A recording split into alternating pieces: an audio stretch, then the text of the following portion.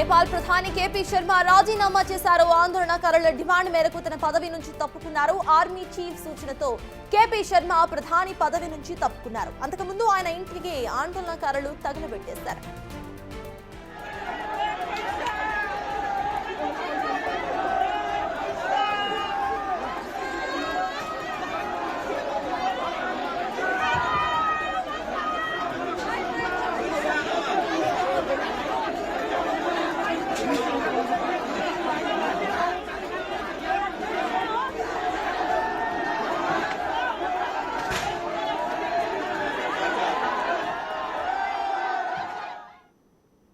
సీఎస్కి ఇదే అంశంపై మనతో మాట్లాడడానికి ఎనలిస్ట్ కోటేశ్వరరావు గారు బిగ్ టీవీతో కనెక్ట్ అయి ఉన్నారు. నమస్తే అండి.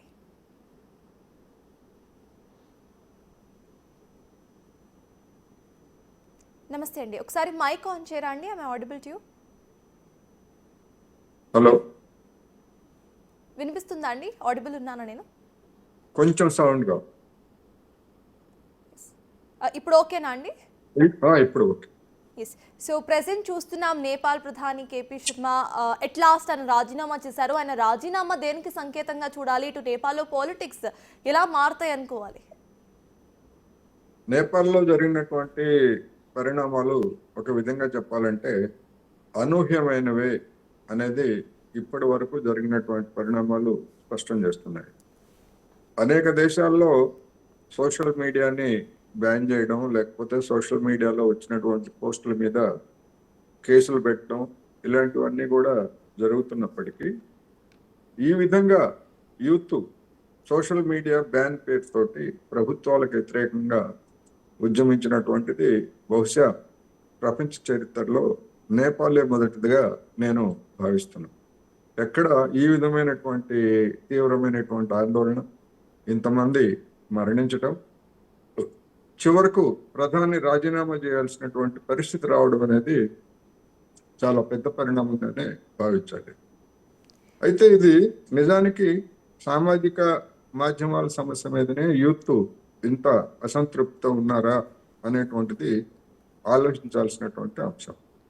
ఇది తాత్కాలికమైనటువంటి ఈ ప్రస్తుత ఆందోళనకి అది ప్రేరేపణ కావచ్చు, కానీ గత కొద్ది సంవత్సరాలుగా నేపాల్ యువతలో గూడు కట్టుకుని ఉన్నటువంటి అసంతృప్తి, లేదా ప్రభుత్వాల వైఫల్యము, అవినీతి, ఇలా రకరకాల సమస్యల మీద యువతలో గూడు కట్టుకున్నటువంటి అసంతృప్తి ఈ రూపంలో బయటపడింది అనేటువంటిది ఒక వాదనగా వినిపిస్తూ ఉంది. రెండోది, ఇలాంటి పరిస్థితిని ఆసరాగా చేసుకొని కొన్ని శక్తులు యువతను సంఘటితపరిచాయి అనేటువంటి ఆరోపణ కూడా కొన్ని వర్గాల నుంచి వస్తూ ఉంది. అయితే ఏది పనిచేసింది, ప్రధానమైనటువంటి కారణం ఏది అనేటువంటిది ఇప్పటికిప్పుడు మనం నిర్ధారించి ఒక అభిప్రాయాన్ని మనం చెప్పలేము. ఎందుకు అంటే కొద్ది రోజుల క్రితం తిరిగి నేపాల్లో రాచరిక వ్యవస్థను పునరుద్ధరించాలి, లేదా హిందూ రాజ్యంగా ప్రకటించాలి అనేటువంటి కొన్ని శక్తులు కొన్ని ప్రకటనలు చేశాయి. అదేవిధంగా ఇటీవల కాలంలో నేపాల్లో అధికారంలో ఉన్నటువంటి ప్రభుత్వం చైనాకు సన్నిహితంగా ఉండటం అనేటువంటిది అమెరికా కావచ్చు, లేదా పశ్చిమ దేశాలు కావచ్చు, లేదా మన భారతదేశం కూడా అంతగా రుచించని పరిణామాలు మనకి కనిపిస్తాయి. ఉదాహరణకు సెప్టెంబర్ 3 ఈ నెల 3వ తారీఖున బీజింగ్ లో జరిగినటువంటి జపాన్ మీద విజయం 80వ వార్షికోత్సవానికి దేశంలో వ్యతిరేకత వెల్లడైనప్పటికీ ప్రధానమంత్రి బీజింగ్ పెరేడ్కి వెళ్ళారనేటువంటి వార్తలు కూడా వచ్చాయి. అందువల్ల ఏ కారణం ఎంత దోహదం చేసింది ఏమిటి అనేటువంటిది మనం అప్పుడే నిర్ధారించలేము. ఎగ్జాక్ట్లీ కోటేశ్వరరావు గారు, ఇక్కడ చూస్తే మీరు ఇందాక చెప్పినట్టు డిఫరెంట్ రీజన్స్ ఇక్కడ వీళ్ళ నిరసనలకు కారణంగా కనిపిస్తోంది. అట్ ద సేమ్ టైం ఈ సిచ్యువేషన్స్ అన్ని కూడా ఒకసారి డ్రాఫ్ట్ చేసినప్పుడు ఎవరైతే ఇక్కడ పొలిటీషియన్స్ ఉన్నారో వాళ్ళ పిల్లలు చాలా లగ్జూరియస్ లైఫ్ని ఫ్లాన్ చేస్తున్నట్టుగా సోషల్ మీడియాలో ఆ వీడియోస్ కూడా చక్కర్లు చేస్తూ యూత్ దగ్గర నుండి అండ్ ఫ్యామిలీస్ దగ్గర నుండి వీళ్ళు కలెక్ట్ చేసే ట్యాక్సెస్ ట్రాన్స్పరెన్సీ లేదంటూ కూడా చాలామంది వ్యాఖ్యానించారు. సో ఈ ట్రాన్స్పరెన్సీ కోసం అంటే గవర్నెన్స్ మారాలి అనేది కూడా ఈ జెన్జీ నిరసనకారుల మేజర్ వాళ్ళు కావాలి అనుకుంటున్న ఒక మేజర్ మార్పు అనుకోవాలా? ఖచ్చితంగా. ఎందుకంటే అధికారంలో ఉన్నటువంటి వాళ్ళ పిల్లలు కావచ్చు, లేదా వాళ్ళ బంధువులు కావచ్చు, లగ్జూరియస్ లైఫ్ అనుభవిస్తున్నారు అనేటువంటిది నేపాల్ వంటి పేద, దారిద్ర్యం ఉన్నటువంటి దేశాల్లో సహజంగానే యూత్‌లో ఆగ్రహించడానికి అవకాశం ఉంటుంది. ఎందుకంటే ప్రపంచంలో ఉన్నటువంటి నిరుపేద దేశాల్లో నేపాల్ ఒకటి అనేది కూడా మనం గమనించాలి. అందువలన అయితే అదే సమయంలో నేపాల్‌లో ఉన్నటువంటి యువత రాచరికానికి వ్యతిరేకంగా లేదా నిరంకుశ పాలనకు వ్యతిరేకంగా కూడా పోరాడినటువంటి చరిత్రని మనం కూడా దాన్ని కూడా విస్మరించకూడదు. అందువలన అలాంటి సాంప్రదాయాలు కలిగినటువంటి యువత ఇప్పటికొచ్చేసరికి అంటే అధికారంలో ఉన్నటువంటి వాళ్ళ నిర్లక్ష్యము, లేకపోతే వాళ్ళ కుటుంబాల భోగలాలసత అనేటువంటి దాన్ని కూడా సహించేటువంటి పరిస్థితి లేదు. అది సోషల్ మీడియాలో ఉన్నటువంటి వాళ్ళ మీద చాలా తీవ్రమైనటువంటి ప్రభావం కలిగించింది అనేటువంటిది ఒక విషయం వినిపిస్తూ ఉంది. అదే గనక ఒక రీజన్ గనక అయ్యేట్లయితే అటువంటి పరిస్థితి మన దేశంలో కూడా తలెత్తేటువంటి అవకాశం ఉందనేది మనం గమనంలో ఉంచుకోవాల్సిన అవసరం ఉందనేది నా అభిప్రాయం. ఎందుకు అంటే ఇక్కడ రాష్ట్రాల్లో కానీ, కేంద్రంలో కానీ ప్రాంతీయ పార్టీలు కావచ్చు, జాతీయ పార్టీలు కావచ్చు, అధికారంలో ఉన్నటువంటి చోట్ల ఆయా కుటుంబాల వాళ్ళు వాళ్ళ ఆస్తులు ఏ విధంగా పెరుగుతున్నాయి, వాళ్ళ యొక్క లావిష్నెస్ అంటే ఏ విధమైనటువంటి జీవితాన్ని గడుపుతున్నారు ఆ కుటుంబాలకు చెందినటువంటి వాళ్ళు అనేటువంటి దాన్ని కనుక అంటే నేపాల్ ప్రభావం కనుక మన దేశం మీద పడేట్లయితే మన దేశంలో సోషల్ మీడియా నేపాల్తో పోలిస్తే ఇంకా ప్రధానమైనటువంటి ఇంకా శక్తివంతమైనటువంటి మీడియాగా సోషల్ మీడియా మన దేశంలో ఉన్నది. అందువలన మన సోషల్ మీడియా ఈ అనుభవాన్ని కూడా గమనంలోకి తీసుకోవాల్సినటువంటి అవసరం ఉంది. అదేవిధంగా అధికారంలో ఉన్నటువంటి వాళ్ళు కూడా మరి ఈ నేపాల్ పరిణామాలని ఏ విధమైనటువంటి గుణపాఠాలు తీసుకుంటారు అనేది కూడా మనం చూడాల్సి ఉంది. ఏమైనప్పటికీ దీనిలో ఒక మంచి లక్షణం ఒకటి కనిపిస్తూ ఉంది. అలా కాకుండా ఎవరైనా వెనకాల ఉన్నటువంటి శక్తులు ప్రోత్సహించి ఈ విధమైనటువంటి వ్యవహారం సాగించేట్లయితే అది కూడా దాన్ని కూడా గమనంలోకి తీసుకోవాలి. ఏమైనప్పటికీ ఈ నేపాల్ ఆందోళన నుంచి మన దేశం ఎందుకంటే పక్కనే ఉంది కనుక మన దేశం కావచ్చు, భూటాన్ కావచ్చు, బంగ్లాదేశ్ కావచ్చు, పాకిస్తాన్ మొత్తం సౌత్ ఆసియాలో ఉన్నటువంటి దేశాలన్నింటినీ కూడా ఈ గుణపాఠాలు ముఖ్యంగా తీసుకోవాల్సి వస్తుంది అనేది మనం గమనించాలి. దీనికి ఇంకొక రీజన్ కూడా చెప్తుంది ఏంటంటే బంగ్లాదేశ్లో జరిగినటువంటి గత ఏడాది జరిగినటువంటి పరిణామాలు, అంతకుముందు శ్రీలంకలో జరిగినటువంటి పరిణామాలు ఇవన్నీ చూసినప్పుడు అసంతృప్తి చెందినటువంటి యువత ఏ విధంగా అధికారంలో ఉన్నటువంటి వాళ్ళని తరిమి కొట్టారు అనేటువంటిది ఆ రెండు దేశాల్లో మనం చూసాం. అందువలన యువత మీద ఆ ప్రభావం నేపాల్లో కూడా పడిందా అనేటువంటి అంశాన్ని కూడా మనం పరిశీలించాల్సినటువంటి అవసరం అయితే ఉంది. సో ఎగ్జాక్ట్లీ మీరు చెప్పిన దాన్ని బట్టి ఇట్ ఇస్ క్లియర్ కేవలం సోషల్ మీడియా బ్యాన్ మాత్రమే కాదు వీళ్ళలో ఈ నిరసనను తెచ్చింది, ఇంకా చాలా విషయాలు వెనక నుండి నడిపించి అనేది అర్థమవుతోంది. అయితే పక్కపక్కనున్న రాష్ట్రాలు ఎస్పెషలీ భారత్పై నేపాల్లో జరుగుతున్న ఈ కర్ఫ్యూ కానివ్వండి, లేకపోతే ఇప్పుడు జరుగుతున్న ఈ గొడవలు ఏవైతే ఉన్నాయో అవి జియోపాలిటికల్లీ మన దేశంపై ఎటువంటి ప్రభావం చూపించే అవకాశం ఉందనుకోవాలండి? అంటే ఇది ప్యూర్గా అది నేపాల్ అంతర్గత వ్యవహారం. అదేవిధంగా మనం చూసాం ఇప్పుడు బంగ్లాదేశ్ కానీ లేకపోతే శ్రీలంక కానీ అవి కూడా మన సరిహద్దు దేశాలే. కానీ వాటి ప్రభావం మన దేశం మీద పెద్దగా ఏమీ పడలేదు. ఎందుకంటే అవి స్థానికమైనటువంటి ఆందోళన. రెండోది ఇప్పుడు అక్కడ ఉన్నటువంటి నేపాల్లో ఉన్నటువంటి ప్రభుత్వము ఆ సోషల్ మీడియా మీద ఉన్నటువంటి బ్యాన్ మొత్తం కూడా ఎత్తేసి తిరిగి పునరుద్ధరించినట్లుగా ప్రకటన చేసింది. రెండోది ఆ ఒత్తిడికి తట్టుకోలేక ప్రధానమంత్రి కూడా రాజీనామా చేసిన నేపథ్యంలో ఆ రాజకీయ సంక్షోభం కూడా అక్కడ తలెత్తింది.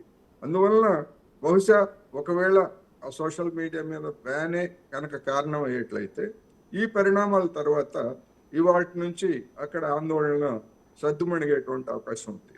అలా కాకుండా దీని వెనకాల రాజకీయ కారణాలు కూడా ఉండేట్లయితే అది ఏ రూపం తీసుకుంటుంది రేపటి నుంచి అనేటువంటిది మనం వేచి చూడాల్సి.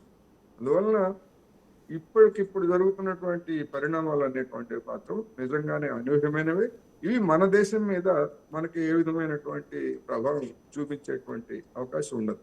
కానీ నేను ముందే చెప్పినట్టుగా ఏ కారణాలతోటైతే అక్కడ యువత ఉద్యమించిందో, ఏ కారణాలు అయితే వాళ్ళు చూపిస్తున్నారో అవి ఇక్కడ ఉన్నటువంటి పాలక పార్టీలు లేదా అధికారాన్ని అనుభవిస్తున్నటువంటి కుటుంబాలకు సంబంధించినటువంటి లావిష్నెస్ వాటి మాత్రం డెఫినెట్ గా వాటి మీద ప్రభావం పడుతుంది. ఇక్కడ ఉన్నటువంటి యూత్ లో కూడా, ఎందుకంటే మన దేశంలో కూడా అసంతృప్తి అనేటువంటిది తక్కువేమీ లేదు. మనం తాజాగా జరుగుతున్నటువంటి పరిణామాలను కూడా గమనంలోకి తీసుకోవాలి.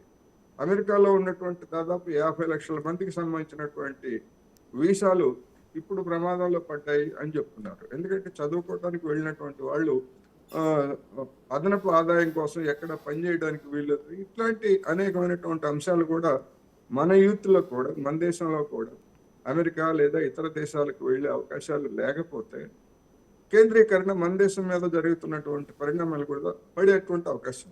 అందుకని ఇవన్నీ కూడా మన యూత్కి, మన పాలకులకి, మన రాజకీయ పార్టీలకి, అదేవిధంగా మన మీడియాకు కూడా ఒక విధంగా గుణపాఠాలన్నీ నేర్చుకోవాల్సినటువంటి పరిస్థితి ఉందనేది మాత్రం నేను చెప్పదలుచుకుంటాను. So true. సో ఫైనలీ ఇటు taxes, transparency of spending money, at the same time airport corruption 2025లో జరిగిన ఎయిర్పోర్ట్ నిర్మాణంలో జరిగిన కరప్షన్ కూడా ఇటు ఈ నిరసనలకు ఒక కారణంగా చెప్తున్నారు. సో వీటన్నిటి మీద ఇటు గవర్నెన్స్ కూడా మారే అవకాశం ఉందనుకోవాలా నేపాల్లో ఫర్దర్ గా పొలిటికల్ సిచ్యువేషన్స్ మనం చూస్తే? మీ అనాలిసిస్ చూడాలి. ప్రధానమంత్రి రాజీనామా చేశాడు కనుక అక్కడ గతంలో అనేక ప్రభుత్వాలు కూలిపోయి కొత్త ప్రభుత్వాలు ఏర్పడినటువంటి చరిత్రని మనం మర్చిపోకూడదు. ఇప్పుడు ఈ ప్రధాని రాజీనామా అనేటువంటిది రాజకీయ పునఃపొందికలకు, ఏ విధమైనటువంటి పునఃపొందికలకి ఇది దారితీస్తుంది? ఎన్నికలు జరుగుతాయా, లేకపోయేట్లయితే ఇప్పుడున్నటువంటి పార్టీల మధ్యనే సర్దుబాటు చేసుకుని తిరిగి కొత్త ప్రభుత్వాన్ని ఏర్పాటు చేస్తారా, ఏం చేస్తారు అనేటువంటిది మనం వేచి చూడాల్సిందే తప్ప ఫలానా విధంగా జరుగుతుంది లేదా జరగదు అని నిర్ధారణగా అయితే మనం చెప్పలేము. అయితే కోటేశ్వరరావు గారు, ఫైనల్లీ మీరు ఏమంటారంటే ఇది ఒక wake up call for Indian politicians అని కూడా అంటారు. అంటే ఇక్కడున్న పొలిటీషియన్స్ ఎవరైతే వాళ్ళ పిల్లలకి లావిష్ లైఫ్ అలవాటు చేస్తూ అండ్ ట్యాక్సెస్ భారాన్ని ఇటు మిడిల్ క్లాస్ వాళ్ళపై మోపుతున్నారో, ఇక్కడున్న పొలిటికల్ సిచ్యువేషన్స్కి కూడా ఇది ఒక చిన్న వేకప్ కాల్ అని అనుకోవాలంటారా? ఖచ్చితంగా ఖచ్చితంగా అలాంటి సూచనలు మనకి, అంటే మనం ఈ సందర్భంగా మనం చెప్పుకోకపోయినా కానీ హైదరాబాద్ లో జరిగినటువంటి ఒక వ్యాపారి, ఒక యువకుడి మధ్య జరిగినటువంటి ఉదంతం ఎటువంటి పరిణామాలకి దారితీసిందో, ఏ విధమైనటువంటి సంచలనం కలిగించిందో మనం చూసాం. అందుకని మండటానికి సిద్ధంగా ఉన్నటువంటి పరిస్థితుల్లో ఒక చిన్న నిప్పురవ్వ చాలు అది పెద్ద ఎత్తున మంటలు వ్యాపించడానికి. అదే విధమైనటువంటి పరిస్థితి మన దేశంలో ఉన్నటువంటి యువత, ముఖ్యంగా ఇప్పుడే డిగ్రీలు చేతబట్టుకొని వీధుల్లోకి వస్తున్నటువంటి యువతకి తక్షణమే గౌరవప్రదమైనటువంటి జీవితం గడపడానికి అవసరమైనటువంటి వేతనాలతో కూడిన ఉపాధి అనేటువంటి మన దేశంలో రోజు రోజుకి తగ్గిపోతాం. గిగ్ వర్కర్స్ పెరుగుతున్నారు. అందువలన ఇవన్నీ కూడా మన పాలకులు కూడా ముందుగానే మేల్కొని ఇటువంటి వాటికి ఏ విధమైనటువంటి చర్యలు తీసుకోవాలో చూడాలి. ఉదాహరణకు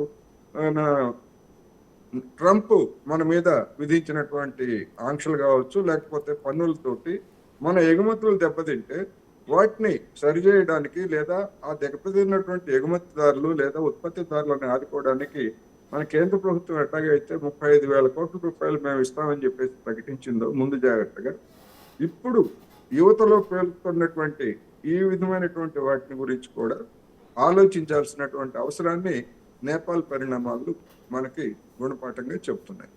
ఎస్, థ్యాంక్స్ కోటేశ్వరరావు గారు, thanks to join with us. So అది నేపాల్ ప్రధాని కేపీ శర్మ అయితే రాజీనామా చేశారు. అక్కడ జరుగుతున్న ప్రెజెంట్ సిచ్యువేషన్స్ కారణంగా సోషల్ మీడియా బ్యాన్ మాత్రమే కాదు, అక్కడ జరుగుతున్న సిచ్యువేషన్స్కి కారణం ఇటు ట్యాక్సెస్, అక్కడ transparency of usage in the ట్యాక్సెస్తో పాటు రీసెంట్గా జరిగిన ఎయిర్పోర్ట్ కరప్షన్ కూడా ఒక కారణంగా తెలుస్తోంది. అయితే ఇది మొత్తం కూడా ఇటు భారతదేశం పొలిటిక్స్కి కూడా ఒక వేకప్ కాల్ అంటూ కూడా కోటేశ్వరరావు గారు చెప్తున్నారు.